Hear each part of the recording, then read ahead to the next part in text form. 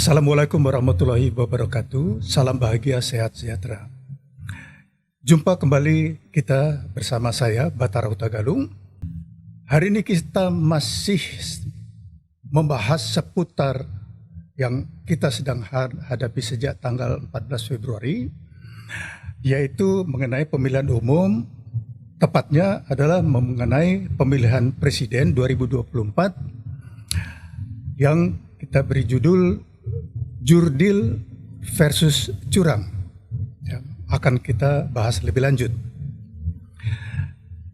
Saat ini kita membahas hal-hal yang sangat aktual beberapa hari belakangan, yaitu setelah pencoblosan tanggal 14 Februari tahun 2024, kemudian dalam perjalanannya setelah penghitungan suara muncul hasil-hasil penghitungan quick count, real count, dan sebagainya, muncul berbagai reaksi mengenai tuduhan adanya curang, penggelembungan suara, dan sebagainya, dan diikuti dengan seruan dari mungkin puluhan perguruan tinggi, akademisi, guru besar, yang menyuruhkan agar kembali kepada nilai-nilai moral dari bangsa, moralitas, etika, dan sebagainya.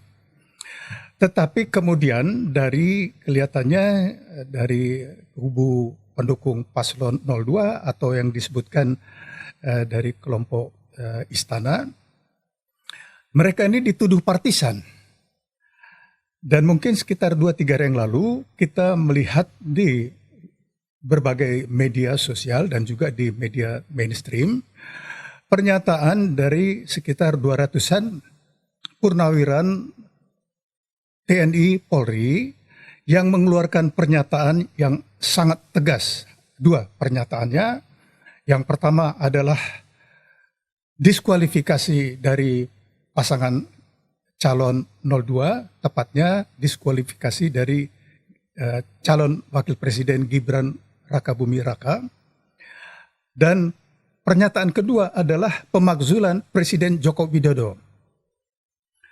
Tentu akan menimbulkan reaksi dari kelompok yang lain, terutama dari pendukung Presiden Joko Widodo, di mana sudah keluar pernyataan 1.000 jenderal purnawirawan TNI Polri akan mempertahankan Presiden Joko Widodo.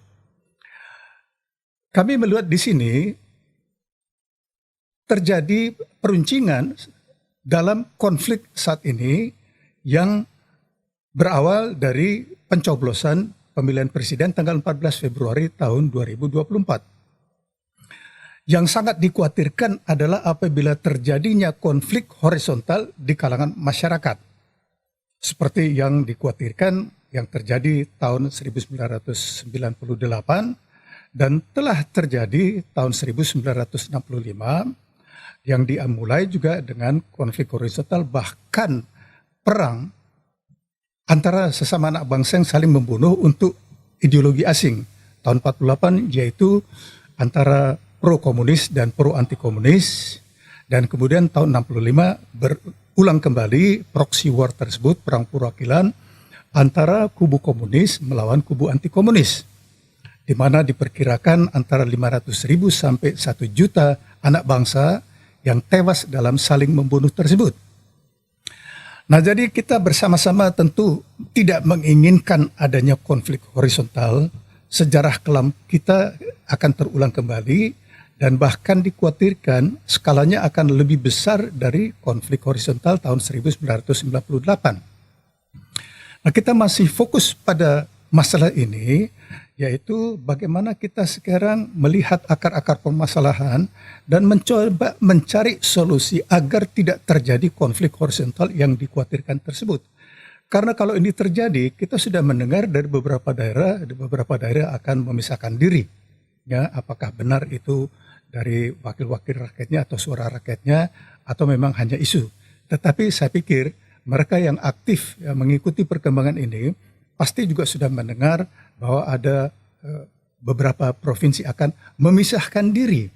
Jadi bukan memberontak, karena berdirinya negara Kesatuan Republik Indonesia ini adalah kesepakatan dari mungkin puluhan atau ratusan negara-negara, kerajaan, kesultanan-kesultanan yang ada di wilayah bekas jajahan Belanda. Nah, jadi kalau mereka katakan akan memisahkan diri, bukan pemberontakan, melainkan keluar dari kesepakatan. Jadi itu masalah-masalah yang akan kita hadapi. Hari ini kita kedatangan tamu Bapak Dr. Rino Sakdanur yang kami kenal sebagai Sekretaris Jenderal dari Badan Pemenangan Amin atau Anies Baswedan dan Muhaimin Iskandar. Mungkin dapat beliau, saya panggilnya biasa dengan Bro Rino karena sudah kenalan lama, untuk sedikit menjelaskan mengenai posisi Bro Rino dan mengenai apa itu Badan Pemenangan Amin. Silakan, Bro. Terima kasih, Bang Batara. Makasih atas undangannya. Assalamualaikum warahmatullahi wabarakatuh. Pertama tentu dari namanya sendiri, Badan Pemenangan Anies Muhaimin, itu tujuannya adalah untuk memenangkan Anies Muhaimin menjadi Presiden dan Wakil Presiden Republik Indonesia tentunya. Dan badan ini adalah satu badan yang memang dibentuk atas kesepakatan, pengetahuan, dan juga atas izin dari lembaga formal seperti misalnya Timnas. Dan ini tentu badan ini juga satu badan yang sangat diketahui oleh Anies Baswedan sendiri pendiriannya. Badan ini diketuai oleh Dr. Syukur Mandar, dan seperti yang disebutkan oleh Bang Batara tadi, saya posisi sebagai Sekretaris Jenderal di badan ini. Nah, kami antara badan ini dengan relawan misalnya atau dengan Timnas sendiri, kita tentunya saling mengisi, kita mempunyai tujuan yang sama, karena tentu masing-masing dari kita punya kekurangan dan kelebihan. Ini yang ingin kita isi sehingga ada satu gerakan yang lengkap untuk memenangkan Anies Muhaimin menjadi Presiden dan Wakil Presiden Republik Indonesia dalam pemilu saat ini. Ya, kira-kira begitu. Ya, terima kasih atas penjelasannya mengenai posisi Bro Rino. Tentu dalam pengertian untuk pemenangan dengan jalan damai dan cara-cara yang konstitusional. Tentu, jadi kalau kita mengikuti bagaimana pemikiran Anies dalam hal ini, itu selalu beliau mengutamakan keadilan, ya, kemudian jalur hukum, juga mengakui konstitusi yang ada, terutama konstitusi politik di negara ini.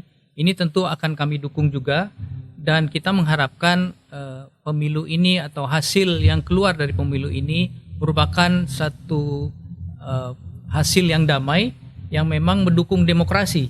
Ini sebenarnya ingin kita capai bersama, ya, terutama negara Republik Indonesia yang sudah banyak mengalami naik turunnya peristiwa politik di negeri ini. Ya, baik. Jadi tentu Bro Rino juga sebagai aktivis, ya, mengetahui perkembangan-perkembangan bukan hanya beberapa bulan belakangan, terutama beberapa hari belakangan. Jadi bagaimana pandangan Bro Rino dalam hal ini, kalau memang sudah semua melihat akan terjadi potensi konflik horizontal, bagaimana cara mencegahnya agar tidak terjadi konflik horizontal, dan juga kira-kira apa akar permasalahan yang sebenarnya? Silakan, Bro. Ya, kalau kita bertanya mengenai apa yang sudah terjadi belakangan ini, sebenarnya kita juga bersama mengetahui banyak sekali ketidakpuasan atas hasil, terutama hasil quick count, ya, dan juga dari hasil real count yang kita dapat di lapangan. Banyak sekali bukti-bukti yang memperlihatkan kecurangan-kecurangan, baik itu bukti tertulis maupun bukti-bukti video yang dikirim oleh para relawan, atau istilahnya sekarang ini adalah para pejuang, ya, pejuang pembaharuan, jadi artinya kita sudah melihat lah. Dan yang terakhir sebenarnya kemarin itu ada satu protes atau demonstrasi dari para relawan di depan KPU. Sebelumnya juga sudah ada deklarasi bahwa menuntut keadilan di dalam hasil pemilu ini atau di dalam prosesnya. Nah, ini sekarang ini yang terjadi, memang kita tidak ingin tentunya eskalasi yang lebih besar lagi sehingga bisa terjadi konflik horizontal seperti yang Bang Batara sampaikan. Juga Bang Batara barusan menyampaikan juga peristiwa-peristiwa yang sudah kita alami, ya. Nah, ini kan sebenarnya negara Indonesia ini adalah negara yang sudah matang, ya. Artinya bukan negara baru berdiri, dan tentu kita mendukung demokrasi yang memang sudah digariskan oleh konstitusi kita. Jadi tetaplah marilah kita menyelesaikan ini secara beradab ya. Kalau seandainya ditanya bagaimana kita menyelesaikan ini supaya jangan terjadi yang namanya konflik horizontal, tentu kita harus melihat penyebabnya ya. Kita semua sudah tahu sebenarnya inisiasi dari peristiwa-peristiwa sehingga sampai kepada apa yang kita hadapi saat ini, itu memang yang pertama adalah bagaimana mungkin penggunaan atau pemanfaatan instrumen negara untuk mencederai keadilan di dalam pemilu ini, sehingga akhirnya bisa terjadi kecurangan, kemudian pemihakan ya, terutama oleh Jokowi sendiri. Ya, jadi begini, memang ini selama ini kan ada tuduhan kecurangan mengenai penghitungan dan sebagainya.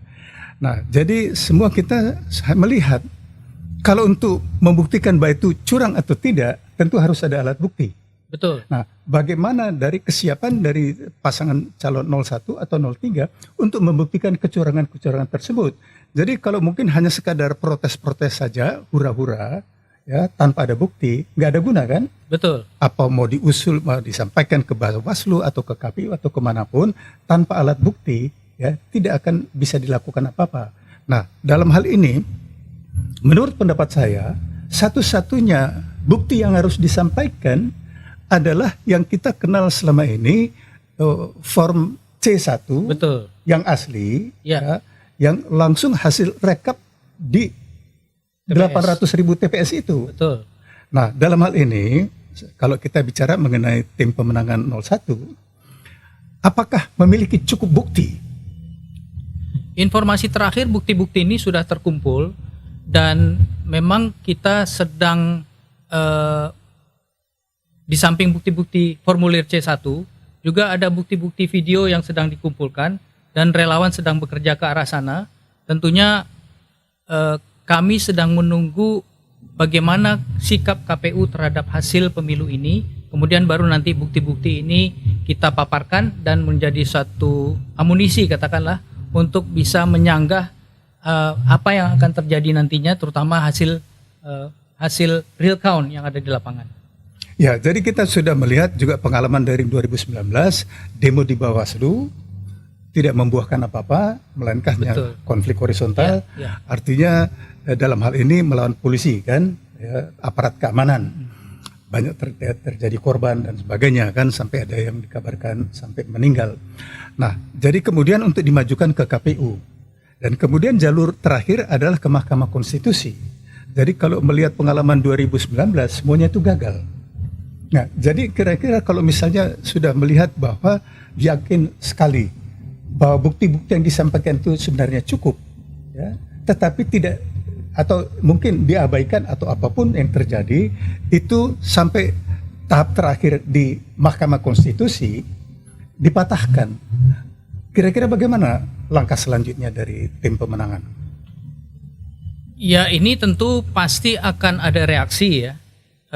Cuman saat ini saya belum bisa menyampaikan ya bagaimana. Jadi kembali kepada apa yang dipedomankan oleh Anies dalam hal ini, kita melihat dulu apa yang akan terjadi, apa yang akan disampaikan oleh KPU, terutama hasil dari pemilu ini. Kemudian nanti baru kita bisa melihat langkah selanjutnya ya.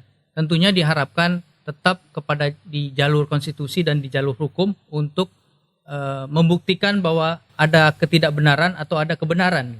Ya, betul. Jadi begini, kita melihat reaksi-reaksi belakangan ini, 2 hari belakangan ini sangat ramai kan.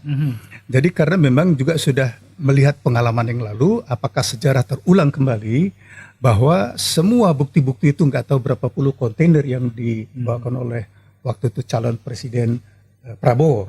Ya, dengan calon wakil presiden Sandiaga Uno.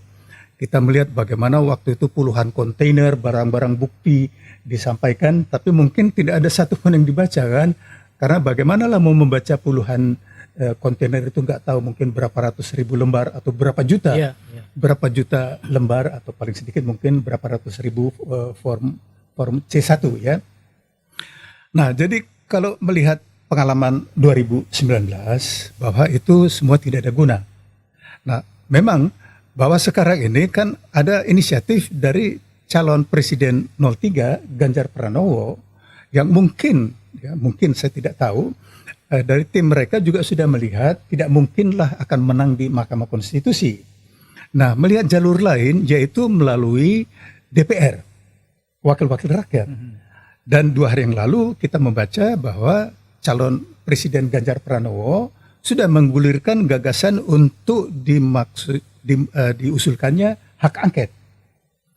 Partai pengusungnya adalah Partai Demokrasi Indonesia Perjuangan, dan kita membaca ketua umum dari Partai Demokrasi Indonesia Perjuangan, Megawati Soekarno Putri, sudah memberikan lampu hijau. Jadi baru respon dari calon presiden Anies dan calon wakil presiden yang akan mendukung gagasan tersebut. Tetapi kan kita belum mendengar, karena ini yang akan berperan di DPR tentu partai-partai politik. Betul.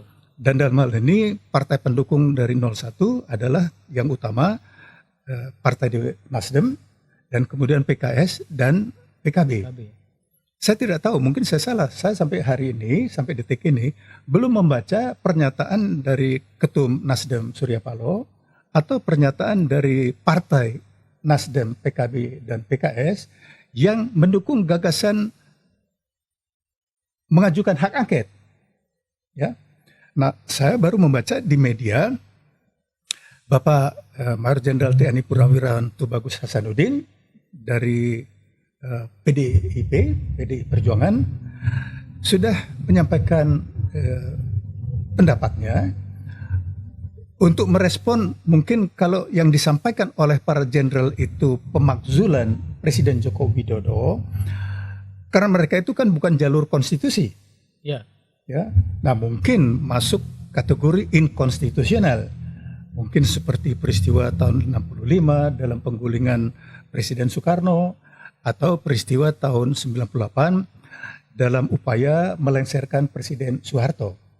Nah, jadi saya membaca Bapak TB Hasanuddin itu menggulirkan wacana bahwa pemakzulan itu melalui hak angket. Nah, jadi ini mungkin salah satu cara untuk mungkin meredam agar tidak terjadi pemakzulan yang inkonstitusional. Nah, jadi kita sekarang mencari jalan bagaimana supaya tidak terjadi konflik horizontal. Bagaimana pendapat Bro Rino? Ya, ini tentu kembali kepada kalau seandainya memang pemakzulan ini secara konstitusional, ini tentunya sah dan legal ya. Nah, kalau seandainya legal tentu harus diterima oleh semua pihak. Kalau ada yang tidak menerima, ini tandanya adalah melawan satu tindakan hukum. Ya, kan, jadi mereka yang inkonstitusional. Betul. Nah, jadi kira-kira begitu. Ya. Bang. Ya, jadi sudah jelas ya bahwa yang pernyataan disampaikan oleh Bapak TB Hasanuddin itu adalah cara konstitusional, yaitu melalui sesuai dengan pasal 7 Undang-Undang Dasar kita yang disebut Undang-Undang Dasar 45 yang disahkan bulan Agustus tahun 2002, itu di dalam pasal 7 sudah tertera tata cara untuk memberhentikan presiden di masa jabatannya. Ya. Jalurnya adalah Dewan Perwakilan Rakyat mengajukan usul kepada Majelis Permusyawaratan Rakyat. Nah, itu adalah jalur konstitusional. Ya. Ya. Jadi kira-kira pendapat Bro Rino mengenai jalur ini bagaimana? Ya, saya pikir itu sah-sah saja karena kan memang ya pertama sejalan dengan Undang-Undang Dasar kita, yang kedua sudah diatur di dalam aturan main undang-undang itu yang menyatakan bahwa ini memang menurut jalur hukum dan sah ya. Ya, mungkin ini adalah jalur terbaik untuk menghindari yang namanya konflik horizontal. Karena semua pihak akan melihat bahwa ini bukannya tidak sah tetapi sah dan konstitusional sifatnya. Baik. Jadi kalau kita melihat kekhawatiran saat ini mengenai akan terjadinya atau adanya potensi konflik horizontal, jadi Bro Rino dalam hal ini sebagai Sekjen Badan Pemenangan Tim Amin ya, setuju dengan cara konstitusional ini, yaitu agar Presiden Joko Widodo diberhentikan dari jabatannya dengan cara konstitusional. Ya, sebenarnya kan peristiwa ini juga sudah beberapa kali terjadi di negara kita ya. Ya. Jadi artinya sah-sah saja kalau menurut saya ya. Ya. Apalagi dengan melihat gejala-gejala yang terakhir ini bukannya tanpa sebab kenapa hal ini muncul ke permukaan ya. Jadi memang tuduhan-tuduhan mengenai tidak moral dan tidak etis apa yang ditindakan dari presiden itu sebenarnya adalah satu sebab-sebab yang akhirnya kita mengarah kepada usulan angket dan pemakzulan. Ya, betul.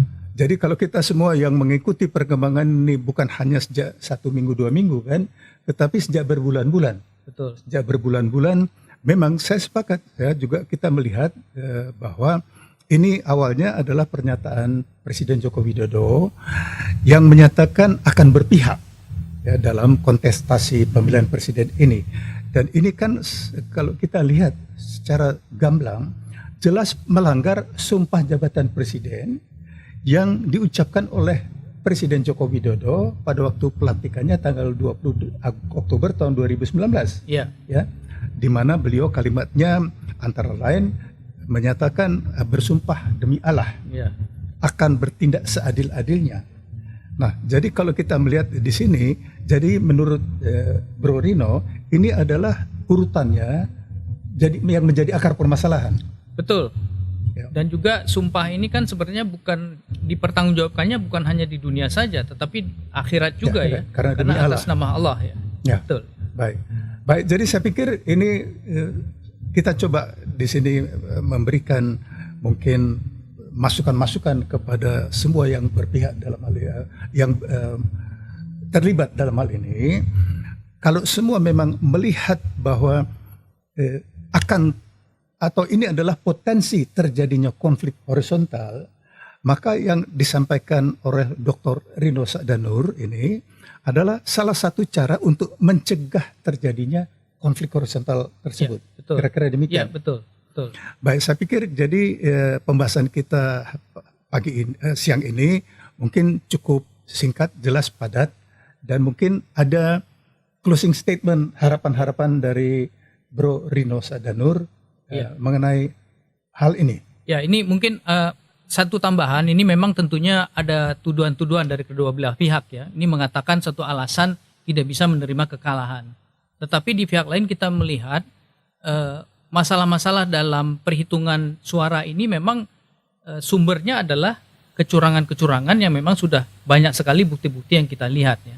Jadi tuduhan ini sebenarnya dengan adanya hak angket, kemudian jalur konstitusional dijalankan, ini nantinya akan menetralkan semua tuduhan ini sehingga bisa diungkap secara transparan di mana kebenaran itu.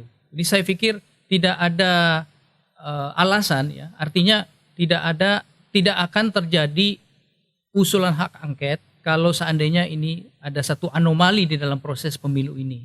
Dan tentunya harapan terakhir adalah Indonesia ini adalah satu negara besar, bukan saja di ASEAN, ya, di Asia Tenggara, tapi negara besar yang diakui oleh dunia. Maka saya memang sebenarnya kami mengharapkan sebagai rakyat dalam hal ini, tentunya mengharapkan kedewasaan dari para pemikul kebijakan negara untuk bisa memikirkan bagaimana demokrasi di Indonesia ini berlangsung dengan aman, adil, dan tentunya memperhatikan kedaulatan rakyat Indonesia sepenuhnya. Ya. Kira-kira begitu. Jadi singkatnya kita sangat mengharapkan dalam hal ini sikap dari Presiden Joko Widodo untuk tidak bertindak sebagai politisi melainkan sebagai negarawan. Ya. Ya, jadi kalau melihat sejarah-sejarah yang lalu sudah ada beberapa contoh kan dari Presiden Soekarno, Presiden Soeharto untuk menghindari konflik horizontal, mereka itu legowo untuk mengundurkan diri walaupun cara-cara sebelumnya untuk memaksa mereka itu memang inkonstitusional, yaitu parlemen jalanan kan, demonstrasi rakyat, people power untuk menuntut pertanggungan jawab Presiden Soekarno, dan juga people power yang memaksa Presiden Soeharto lengser. Jadi tentu kita harapkan di sini dari semua pihak untuk betul-betul secara konstitusional. Memang cara untuk mencapai tersebut mungkin kelihatannya di sini ada cara-cara yang inkonstitusional, tetapi pada akhirnya bahwa mundurnya Presiden Soekarno itu resmi juga melalui MPR, demikian juga dengan Presiden Soeharto. yang menyatakan berhenti sebagai presiden, dan itu juga sudah ada di Undang-Undang Dasar. Ya. Nah, jadi kita mengharapkan di sini tentu Presiden Joko Widodo mengikuti jejak mereka semua. Apabila memang kelompok-kelompok atau pendukung dari Presiden Joko Widodo juga melihat adanya potensi konflik horizontal, mungkin untuk mempertimbangkan seperti yang disuarakan oleh tokoh-tokoh masyarakat dan juga yang hari ini disampaikan oleh Dr. Rino Sakdanur sebagai Sekretaris Jenderal Badan Pemenangan Amin. Ya. Baik. Masih ada yang ingin disampaikan? Cukup ya. Baik, terima kasih ya pemirsa sekalian. Terima kasih telah mengikuti bincang-bincang hari ini di channel Bravos, dan saya pribadi juga mengucapkan terima kasih banyak atas perhatian yang diberikan, dan kita akan berjumpa lagi lain kesempatan.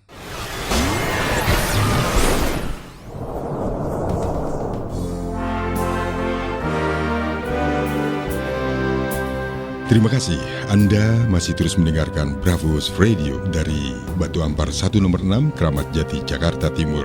Bravos, Bravos, your digital radio station.